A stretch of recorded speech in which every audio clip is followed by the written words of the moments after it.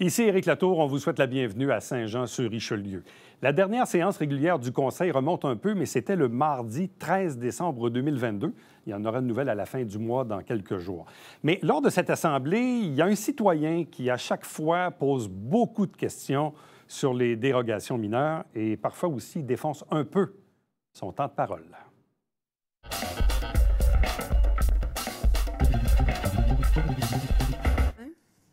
Études et décisions relatives à une demande de dérogation mineure, 14.1.1, DDM-2022-5309. Madame la mairesse, je propose que soit acceptée la demande de dérogation mineure présentée par STA Architectes Incorporé à l'égard de l'immeuble situé au lot 3 978 343 du cadastre du Québec et situé au 216 boulevard Croix-Étière-Nord. Que soit en conséquence régularisé un nombre total de 4 entrées charretières, ce qui excède de 1 le nombre maximal d'entrées charretières autorisées pour un terrain d'une largeur de 150 mètres ou plus. Également, une largeur totale de 12,92 mètres pour une entrée charretière, ce qui excède de 0,92 mètres la largeur maximale autorisée pour une entrée charretière. Une distance entre deux entrées charretières, soit de 6 mètres et pour l'une et de 8 mètres pour l'autre, ce qui est inférieur à la distance minimale entre deux entrées charretières prescrites à 10 mètres, ainsi que la présence d'une clôture en cour avant. Vas-y, Mélanie. Non. Est-ce que C'est une DDM. Ah oui, c'est vrai, il faut avoir... Avant l'appui? OK. Alors, avant l'appui requis à la proposition, est-ce qu'il y a des citoyens qui veulent questionner cette demande de dérogation mineure? Avancez-vous au micro et nommez-vous.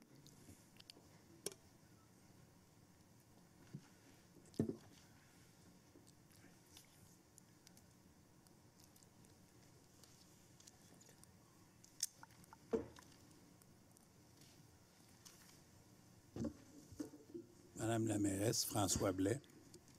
Bonjour. Bonjour, ça va bien? Est-ce qu'on peut expliquer pourquoi il y a autant de demandes de dérogation?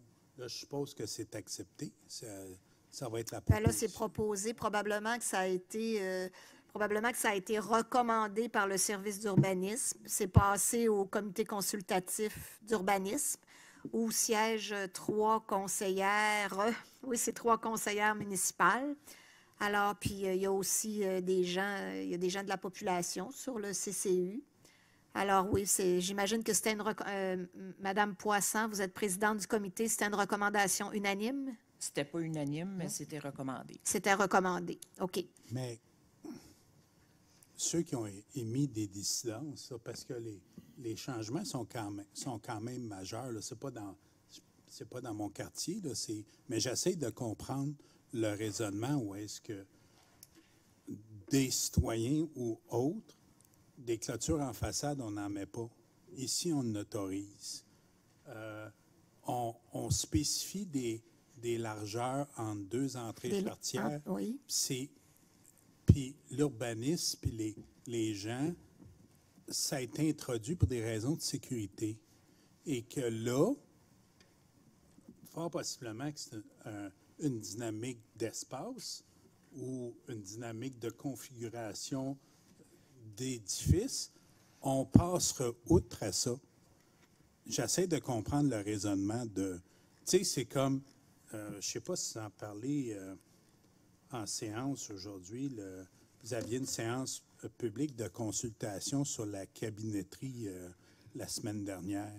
Où est-ce que le promoteur a fait une demande pour avoir en façade des conteneurs de déchets enfouis.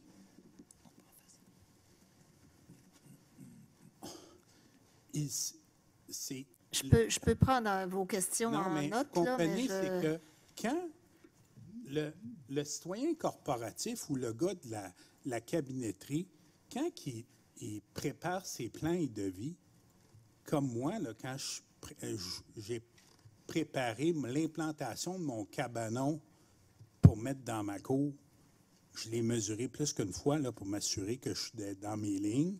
J'ai appelé à l'urbaniste, j'ai dit c'est quoi les distances, puis j'ai pris des mesures. J'ai quasiment fait venir l'arpenteur pour faire sûr que j'étais dans mes lignes. La chose que je ne comprends pas, c'est les citoyens qui font des projets, comme ils savent que tu n'as pas le droit de mettre des vidanges ou un conteneur à vidange en façade. Ils savent que tu n'as pas le droit d'avoir une clôture en façade. Ils savent que les entrées charretières, il faut qu'il y ait telle dimension. Puis on dirait qu'on s'en calisse parce que... Je vous en prie, monsieur Blais. Non, mais on passe outre parce qu'on va payer un montant, on va aller à l'urbanisme, on va faire des représentations auprès des élus, puis on va avoir nos dérogations. Puis c'est là que je ne comprends pas où est-ce que... Pourquoi que la Ville n'est pas plus stricte au niveau de ces... On est en... Comment je pourrais expliquer ça? On est en... La Ville se plaint que les terrains sont rares. C'est difficile de faire du développement. Puis les dernières portions de terrain sont précieux. Je ne comprends pas pourquoi que la Ville n'est pas plus rigoureuse sur les normes que l'urbanisme a mis en place, puis que l'ensemble des élus les ont adoptés avec le temps, puis que, pour quelque raison que ce soit, le promoteur arrive au conseil ou passe, puis fait une demande pour dire, bien, savez-vous, là, j'ai 8 demandes ou j'ai 5 demandes de changement, puis ça passe au comité, puis pourquoi qu'on a des règlements d'urbanisme à ce niveau-là d'abord? Je veux juste vous faire remarquer que ça ne passe pas tout le temps, par exemple, parce qu'il y a des fois Non, que c'est refusé. je sais que ça ne passe pas tout le temps. Ça ne passe pas tout le temps. C'est pour ça que j'essaie de comprendre, il est où la ligne où est-ce que ça passe, puis d'autres, ça passe pas? Parce que, pour vrai, moi, je ne suis pas capable de suivre le raisonnement. Je pense que... Puis mes collègues me reprendront, là, mais il y a des fois, il y a toute une... Chaque cas est particulier, puis il est toujours question de l'environnement dans ces cas-là. Là, vous me le dites vous-même, c'est même pas dans votre quartier, là. Non, alors, mais... j'imagine qu'il y a des raisons pour lesquelles la demande de dérogation mineure est acceptée à la majorité, là. Il y en a. Puis moi, j'ai le plus grand respect pour les gens qui siègent sur les comités, dont il y a des professionnels, il y a des élus, mais il y a aussi des citoyens, des citoyens professionnels. Alors, je suis d'accord avec vous. Je pense qu'il faut que je fasse confiance à ça. Puis j'aimerais ça vous dire aussi, dans un autre ordre d'idée, là, que évidemment qu'on est rendu au moment où, Ville de Saint-Jean-sur-Richelieu, on devrait réviser notre règlement d'urbanisme. Mais on est aussi en attente du schéma d'aménagement de la MRC du Haut-Richelieu à cet effet-là. Là. Alors, il y a des choses qui vont se faire, mais elles ne peuvent pas se faire tout en même temps. Puis quant à ce terrain-là, sur le boulevard Croisetière-Nord, où tantôt vous me parliez de la cabinetterie, là, je pense pas que ce soit aujourd'hui. C'est pas à l'ordre du jour. Là. Alors là, je peux pas vous dire si les demandes... d'avoir des conteneurs à déchets enfouis, si ça va être accepté, ça, je ne le sais pas. Bon, mais on a des...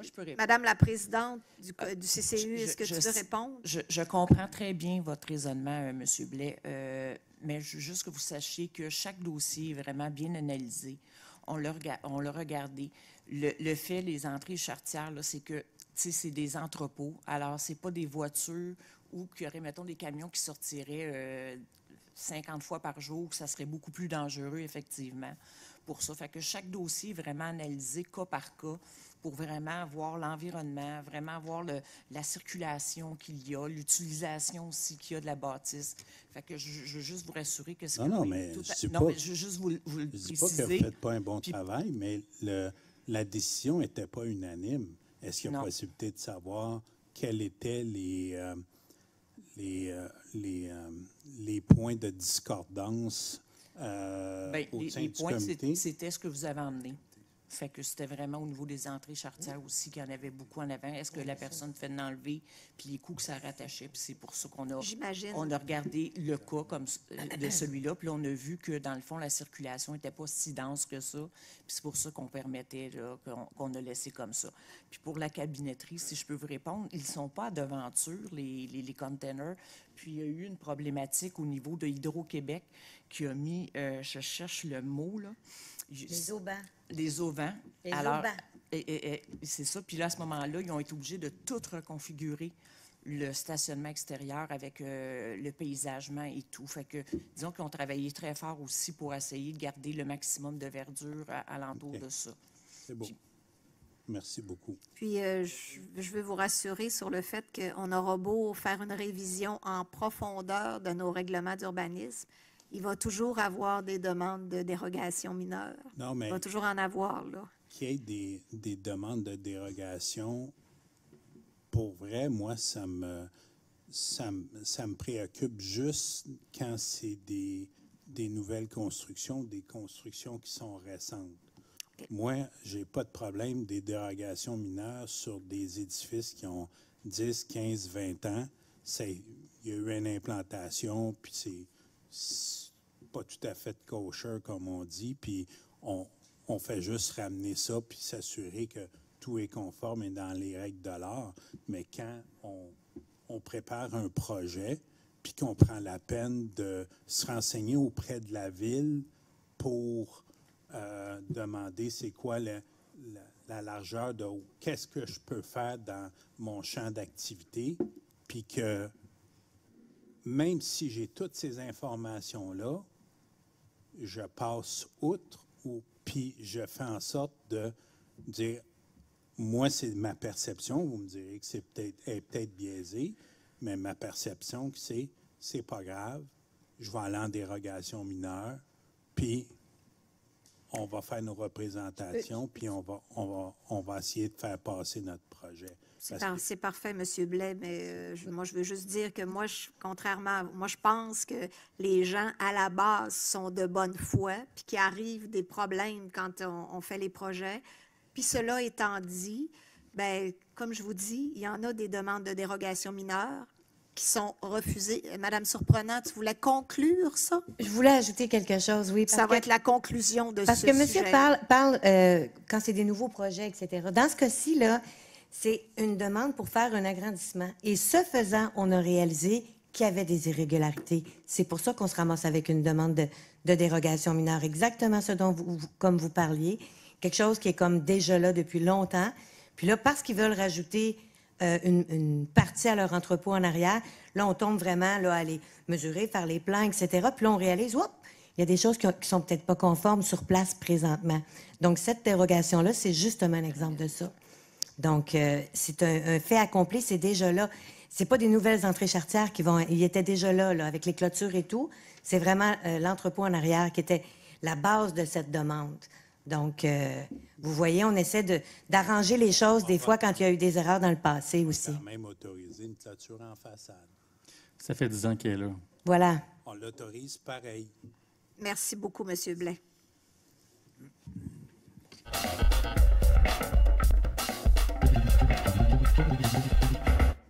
Monsieur François Blais.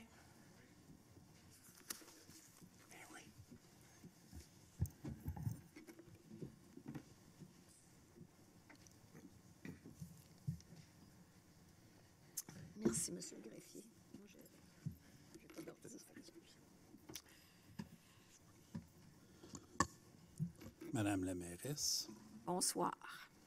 on va essayer d'être pas trop méchant. Ça prend une question là, à votre intervention. Là. J'ai un petit préambule. Là. Je voudrais remercier Mme Dufresne qui a fait un envolé oratoire intéressant au mois de novembre concernant le fait qu'elle était tannée pour payer le service de police de la Ville de Granby, la Sûreté du Québec, puis que nous, à même nos taxes, on les finançait. Ça a amené de l'eau au moulin pour ma présentation ce soir. Je vous dirais que ça m'a empêché de dormir à plusieurs reprises. Puis on se rappelle que ce que Mme Dufresne avait dit, c'était, on était comme, il restait Sherbrooke, Granby, puis nous, qui étaient dans cette situation-là. C'est On ça. continue. Moi, personnellement, en tant que citoyen, payer des taxes, c'est pas trop de problème. Payer des impôts, c'est pas trop de problème. Quand j'ai des services, ça va. Mais moi, personnellement, je suis rendu au point où est-ce que je suis tanné de payer. Vous avez donné une explication tout à l'heure concernant le salaire des élus qui est passé à près de 45 000. Moi, je me serais attendu à un peu de réserve. Salaire familial moyen au Québec, c'est 55 000. C'est 2 fois 25 et un peu plus. Ici, ça fait 45 000, prime de départ, en plus d'un fonds de pension à la fin de vos jours. Je m'excuse, mais il n'y a pas le 3/4 des citoyens de Saint-Jean qui ont ces bénéfices-là. Je m'excuse, mais moi, là, quand je suis d'accord que ça faisait un petit bout que vous n'étiez pas donné d'augmentation de salaire, ben moi, personnellement, je me serais gardé un peu de gêne. C'est votre opinion. Mais arrivez à votre certainement. question, M. Blais. Là. J'ai 5 minutes, il n'y a pas de problème. Plan triennal des immobilisations, vous avez fait une présentation. Ça fait juste 15 ans que j'en parle. Pour les plus vieux, c'est la même marotte. Mais misère que je ne suis pas capable d'avoir une reddition de compte en bonne et due forme. J'ai encore des projets qui sont escamotés. Ils disparaissent l'autre année suivante. Je ne sais pas. Dans une reddition de compte, je pourrais savoir c'était quoi le coût qui était prévu. J'ai dépensé combien? C'est-tu réalisé? Je ne suis pas encore capable d'avoir ça. Ici, c'est l'opacité à Saint-Jean-sur-Richelieu. Pourtant, vous avez fait une présentation, c'est mieux que les autres fois. J'ai un tableau au moins. Mais là, Là, vous parlez du budget ou du PDI? le plan triennal OK. des immobilisations qui Parfait. était à même le budget. Puis dans le « va faire ça vite », ça, c'est toutes les autres affaires où est-ce que nous autres, collectivement, on paye un paquet de services puis qu'on n'en bénéficie jamais. Puis la cerise sur le Sunday, vous avez décidé collectivement de charger un 40$ pour la personne qui a une piscine dans sa cour. Moi, personnellement, 40$, je m'en fous. Ça va bien, Mme Dufresne? Excellent. 40$, je m'en fous. Puis tant qu'à moi, ça pourrait être 250 par année. Mais moi, j'ai un problème, par exemple. Moi, ça fait 25 ans qu'on me dit qu'on va me mettre une passerelle. Je n'ai jamais vu la couleur de ça. Le quartier à Saint-Luc, toute la ville de Saint-Luc, il n'y en a pas de services municipaux de piscine.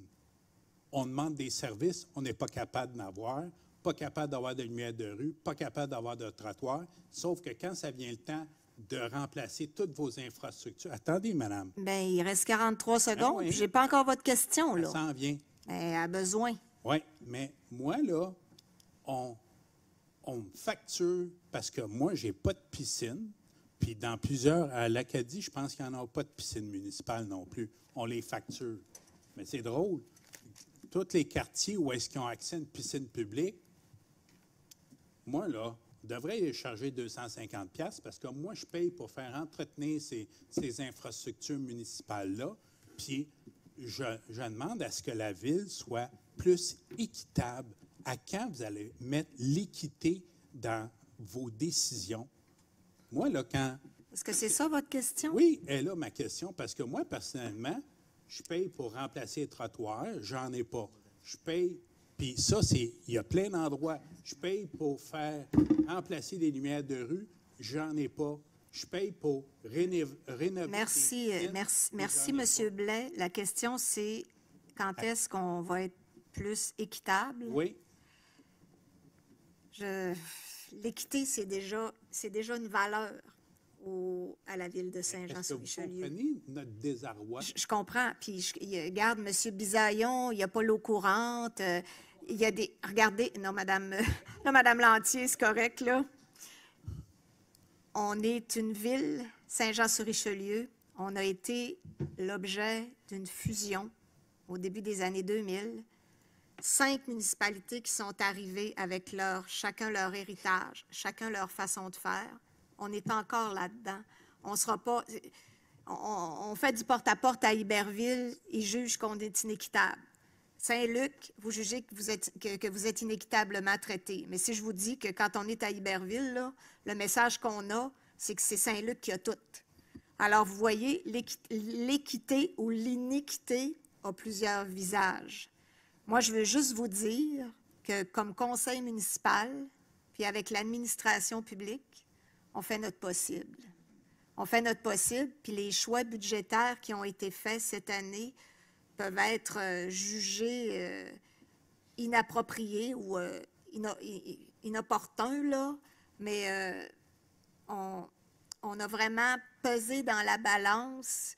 On essaye vraiment de viser l'équilibre, puis que le poids de la taxe ne repose pas que sur les citoyens. C'est ce qu'on a essayé de faire avec la question de la taxation.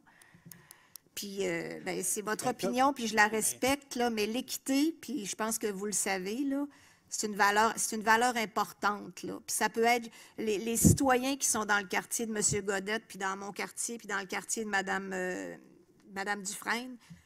On a des refoulements d'égouts. On peut juger qu'on est inéquitablement traité. Il y a plein de choses qui sont à vitesse variable dans la ville de Saint-Jean-sur-Richelieu. Puis malheureusement, on ne peut pas tout faire en même temps. Puis en plus, ben là, je pense que depuis 2010, on a quand même réservé 60 millions d'espaces verts, puis c'est pas suffisant. Il faut encore investir là-dedans. Madame Bouchard, alors, puis regardez... Le 60 millions, là, personnellement, j'aimerais qu'on arrête ce discours-là. Je suis d'accord qu'on a mis 60 millions. C'est pas... Puis il faut encore en mettre là.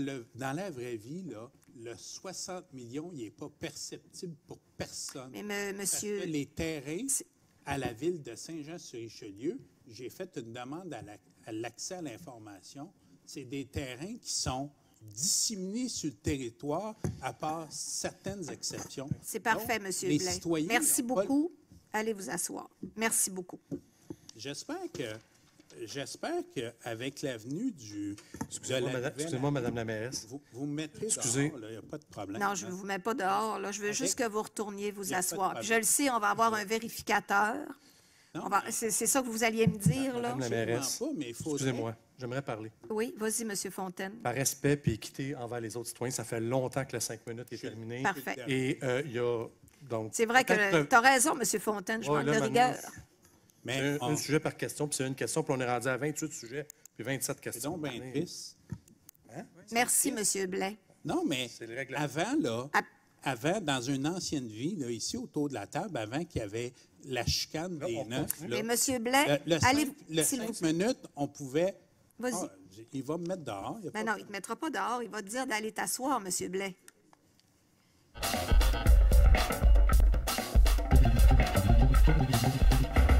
Merci d'avoir été là. On se fixe rendez-vous la semaine prochaine alors qu'on va vous présenter de nouveaux extraits de la prochaine séance régulière du Conseil qui est prévue pour le mardi 31 janvier 2023. Entre-temps, commentaires, questions, suggestions par courriel. Éric Latour en un mot à commercial.tvhr9.com.